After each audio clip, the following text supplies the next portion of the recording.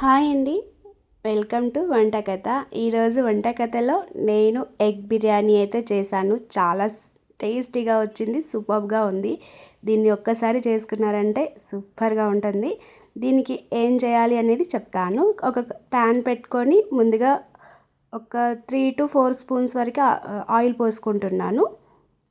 Oil పోసుకొని వేడవనివ్వాలి. వేడయ్యేంత లోపల మనం రైస్కి అయితే ఉడకడానికి పెట్టుకుందాము. 1 లీటర్ వరకు వాటర్ అయితే పోసుకున్నాను. దీంట్లో ఉప్పు, కొత్తిమీర, పుదీనా, కొన్ని మసాలా దినుసులు, పచ్చిమిర్చి, అల్లం వెల్లిగడ్డ పేస్ట్, అదే అండి అల్లం వెల్లుల్లిపాయ పేస్ట్ వేస్తున్నాను. ఇదంతా వేసుకొని ఒకసారి కలుపుకొని నెయ్యి కూడా వేసేసుకొని మనం స్టవ్ పైన పెట్టుకుందాము. ఇది ఉడికే వాటర్ ఎసరొచ్చే లోపల ఆనియన్స్ని అయితే ఫ్రై చేసుకుందాము. మనం ఒక 2 పెద్ద సైజు ఆనియన్స్ అయితే తీసుకున్నాను. వీటిని మొత్తం కూడా సన్నగా కట్ చేసి వేసుకున్నాను. ఇవి మొత్తం మంచి గోల్డెన్ బ్రౌన్ కలర్ అయితే ఖచ్చితంగా రావాలి. ఇలా వచ్చిన తర్వాత వీటిని పక్కకు తీసేసుకొని మంచిగా ఉడికించుకున్న గుడ్లని కూడా వేసేసుకొని మంచిగా ఫ్రై చేసుకోవాలి. దీంట్లోకి ఉప్పు, కారం, పసుపు, కొద్దిగా ధనియా పౌడర్ కూడా వేసి మంచిగా గోల్డ్ కలర్ ఇవి కూడా కలర్ మారేంత వరకు ఫ్రై చేసుకోవాలి. ఎందుకు అంటే మనకి మంచి టేస్ట్ అనేది వస్తుంది, కలర్ కూడా వస్తుంది అన్నమాట. ఇక్కడ నేను ఎగ్స్ని వచ్చేసి ఒక 8 వరకు అట్లా తీసుకున్నాను. మీరు మీ ఇష్టం ఎంతైనా తీసుకోవచ్చు. ఇంకా ఎగ్స్ కూడా ఫ్రై చేసేసిన తర్వాత అదే ఆయిల్లో మసాలా దినుసులు, జా బిర్యానీ ఆకు, షాజీరా, లవంగాలు, ఇలాచి ఇవన్నీ వేసుకొని మంచిగా ఫ్రై అవ్వాలి. దీంట్లోకి టమాటా కూడా వేస్తున్నాను. ఒక చిన్న టమాటా అయితే సన్నగా ముక్కలు కట్ చేసి వేసుకుంటున్నాను. దీంట్లోనే పుదీనా, పచ్చిమిర్చి వేసుకొని మంచిగా ఫ్రై అవ్వనివ్వాలి. వీటినన్నింటిని కూడా టమాటా మొత్తం కూడా మనకి మెత్తని గుజ్జులాగా అయితే కావాలి ఖచ్చితంగా, లేదంటే ముక్కలు ముక్కలుగా ఉంటుందన్నమాట. అంత బాగోదు. దీంట్లోకి కొద్దిగంత ఉప్పు, మనం ఒకటి గుర్తుంచుకోండి, ఆనియన్స్ ఫ్రై చేసేటప్పుడు కొద్దిగా సాల్ట్ వేసాము, ఎగ్స్ ఫ్రై చేసేటప్పుడు సాల్ట్ వేసాము, అండ్ ఇప్పుడు వేస్తున్నాం కాబట్టి చూసుకొని వేసుకోండి. దీంట్లోకి బిర్యానీ మసాలా, పసుపు, ధనియా పౌడర్, కారం ఇవన్నీ కూడా వేసుకొని జీరా పౌడర్ కూడా వేసుకొని మంచిగా మసాలాలన్నింటిని కూడా వేపుకోవాలి. మసాలా అంతా కూడా మాడిపోకుండా మంచిగా ఫ్రై చేసుకోవాలండి. అస్సలు మాడనివ్వకండి. దీంట్లోకి కొద్దిగా గరం మసాలా కూడా వేస్తున్నాను. గరం మసాలా కూడా వేసిన తర్వాత మంచిగా ఫ్రై చేసుకోవాలి. అంతే అండి, అన్ని మసాలా దినుసులు అయితే వేసేసాను. కొంచెం వెనుక ముందు అయితే వేసేసాను. ఈ మసాలా అంతా కూడా మంచిగా ఫ్రై అయ్యేట్టుగా చేసుకోవాలి. దీంట్లో అల్లం వెల్లుల్లిపాయ పేస్ట్ మర్చిపోయాను, అందుకే చివరన వేస్తున్నాను అనమాట. మీరు స్టార్టింగే టమాటా వేసినప్పుడు వేసుకోండి.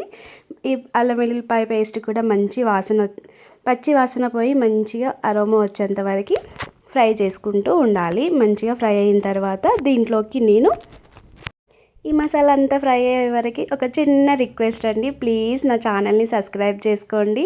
వీడియో చివరి వరకు చూస్తూ ఉండండి. ప్లీజ్ నాకు కొంచెం ఫాలో చేయండి. నాకు దీనివల్ల ఏమవుతుందంటే ఒక చిన్న మోటివేషనల్ లాగా ఉంటుందన్నమాట. ప్లీజ్ అంతే అండి. మసాలా అంతా కూడా మంచిగా ఫ్రై చేసుకోవాలి. ఫ్రై అయిన తర్వాత మనకి ఆయిల్ అనేది కొంచెం పైకి వస్తూ ఉంటుంది కదా, ఆ టైంలో మనం కర్డ్ అయితే వేసుకుంటున్నాను. నేను 1 కప్పు వరకు అయితే కర్డ్ వేసుకుంటున్నాను. లమ్స్ ఏమి లేకుండా మంచిగా విస్కర్ తోటి గిలక్కొట్టేసి వేసుకుంటున్నాను. పెరుగు లమ్స్ లేకుండా వేసుకుంటే బాగుంటుంది. ఎందుకు అంటే మధ్య మధ్యలో ఉండల్లాగా ఉండకుండా మంచిగా మజ్జిగ టైప్లో చేసుకొని వేసుకుంటే బాగుంటుందన్నమాట. ఇది ప్యాకెట్ పెరుగు కాబట్టి నేను డైరెక్ట్గానే వేసేస్తున్నాను. సారీ, ప్యాకెట్ పెరుగు తీసుకుంటున్నాం కాబట్టి మనకి పెద్దగా లమ్స్ ఏమి ఉండవు. దాంట్లోనే వేసి మంచిగా సిమ్లో పెట్టి మాత్రమే పెరుగునైతే వేసుకోండి. మంచిగా కలిపేసుకోవాలి. అంతా కూడా పెరుగు అంతా కూడా మంచిగా కలిపేసుకొని కొంచెం సేపు ఫ్రై అవ్వనివ్వాలి. అప్పుడు ఏమవుతుందంటే మనకి పెరుగులో ఉండే తేమ % అంతా పోయి కొంచెం ఆయిల్ అనేది పైకి వస్తూ ఉంటుంది కదా.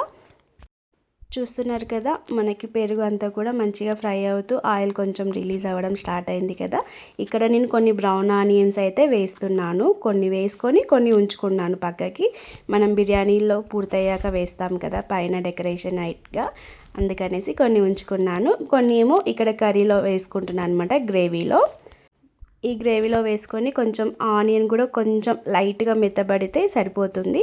మనం కొంచెం సేపు ఫ్రై చేసేసుకొని దీంట్లోకి మనం ఇందాక ఫ్రై చేసుకున్న ఎగ్స్ ఉన్నాయి కదా, ఆ ఎగ్స్ని కూడా వేసుకొని మంచిగా మరో 2 నుంచి 3 నిమిషాలు ఫ్రై చేసుకోవాలి. ఎందుకు అంటే రీజన్ చెప్తాను. దీంట్లోకి ఈ ఫ్రైలో వేసి కలపడం వలన మనకి ఎగ్కి మంచి ఈ మసాలా అంతా పట్టుకొని మంచి ఫ్లేవర్ అయితే వస్తుందన్నమాట. జనరల్గా చాలామంది పైనుంచి ఎగ్స్ని వేసేస్తూ ఉంటారు కదా, మధ్యలో కానీ పైన కానీ వేసేస్తుంటారు కదా. మనం ఇలాగే కొంచెం సేపు వేసుకొని దీంట్లో ఈ గ్రేవీలో ఫ్రై చేసినట్లు అయితే గనక మనకి ఎగ్ అనేది మరింత టేస్టీగా అయితే ఉంటుందన్నమాట. ఈ పెరుగు మసాలా అంతా కూడా పట్టుకొని మనకి మంచిగా టేస్టీగా ఉంటుంది. అన్నట్టు మర్చిపోయాను, ఎగ్స్కి నేను ఘాట్లు పెట్టుకున్నానండి. మీరు కూడా ఘాట్లు పెట్టుకోండి, అప్పుడే మనకి ఎగ్ లోపలి వరకు మసాలా అంతా కూడా పోతుంది అన్నమాట. ఎగ్ అంతా కూడా మంచిగా ఫ్రై చేసుకోవాలి. మనకి పెరుగు పేస్ట్లో పెరుగు గ్రేవీలో మనం దీన్ని కొంచెం సేపు పక్కన పెట్టేసి, అంటే వేరే స్టవ్ పైనకి షిఫ్ట్ చేసేసుకొని ఈ ఎగ్ మనకి ఫ్రై అయ్యే లోపల మనం ఇందాక రైస్ అయితే ఉడకడానికి పెట్టుకున్నాం కదా, ఆ రైస్ అయితే ఇట్లా చూడండి మంచిగా చక్కగా ఉడుకుతుంది. ఎసరు వచ్చింది. ఎసట్లో నేను బియ్యం అయితే వేసేసాను. బియ్యం వచ్చేసి 1.5 గ్లాస్ వరకు తీసుకున్నాను అనమాట. మనకి మంచిగా రైస్ అనేది ఉడుకుతుంది కదా. చూడండి ఇక్కడ మనం ఈ ఎగ్ దాంట్లో ఎక్కువగా దమ్ ఏం వేయం కాబట్టి, నార్మల్గా కొంచెం సేపు వేసాం కాబట్టి మనం రైస్ని ఇక్కడే 95% వరకు ఉడికించుకోవాలండి. మనకి మంచిగా తర్వాత మిగిలిన 5% మనకి దమ్లో ఉడికిపోతుంది. నేను వాటర్ అంతా డ్రైన్ చేసేసి పెట్టుకున్నాను ఈ విధంగా రైస్ని. ఇక్కడ చూస్తున్నారు కదా, ఈ విధంగా రైస్ని అయితే రెడీగా పెట్టుకున్నాను అనమాట. ఆల్మోస్ట్ ఉడికినట్లుగానే ఉంచుకోవాలి అనమాట.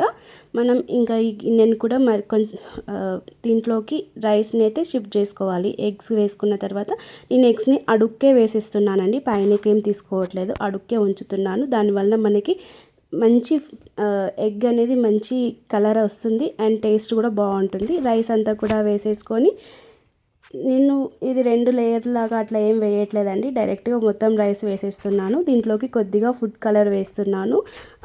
మీకు ఇష్టమైతే వేసుకోండి, లేదంటే ఆప్షనల్ మాత్రమే, మీరు స్కిప్ చేసుకోవచ్చు. కొంచెం కలర్ఫుల్గా ఉంటుందనేసి నేను వేసుకుంటున్నాను అంతే, ఇక్కడ మరేమీ లేదు. దీంట్లోకి మనం ఇందాక తీసి పెట్టుకున్న బ్రౌన్ ఆనియన్స్ కూడా ఉన్నాయి కదా, వాటిని కూడా వేసేసుకోవాలి. మొత్తం కూడా బ్రౌన్ ఆనియన్స్ వేసుకొని కొద్దిగా కొత్తిమీర పుదీనా కూడా వేసేసుకుంటున్నాను.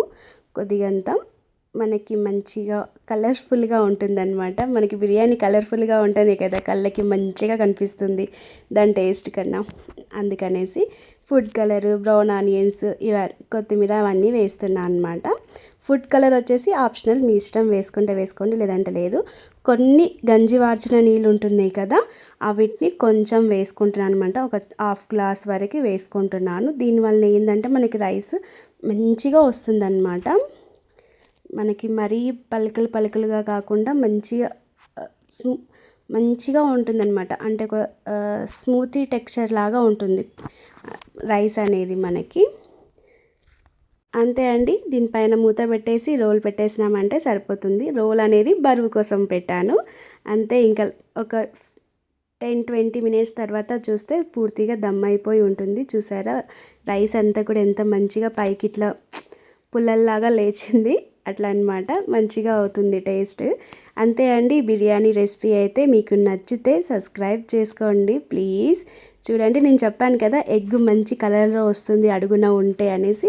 ఇక్కడ చూడండి ఎంత మంచిగా లైట్ గోల్డ్ షేడ్ వచ్చింది కదా, అందు గురించి నేను ఎగ్ని లాస్ట్లో అయితే వేసాను అనమాట. చూసారు కదా, రైస్ కూడా ఎంత పర్ఫెక్ట్గా అయితే వచ్చిందో. చూడండి, రైస్ కూడా మనకి మంచి పర్ఫెక్ట్గా అయితే వచ్చింది. ఇంత చాలా టేస్టీగా ఉంటుంది. ఒక్కసారి నా కోసం ట్రై చేయండి. ట్రై చేసి ఎట్లా వచ్చింది అనేది కూడా కామెంట్స్లో చెప్పండి ప్లీజ్. ఈ వీడియోని సబ్స్క్రైబ్ చేసుకోండి. ఎవరైనా సబ్స్క్రైబ్ చేసుకొని వాళ్ళు ఉంటే ఈ వీడియోని మీ ఫ్రెండ్స్కి, ఫ్యామిలీ రిలేటివ్స్కి షేర్ చేయండి. థ్యాంక్ యూ అందరికీ.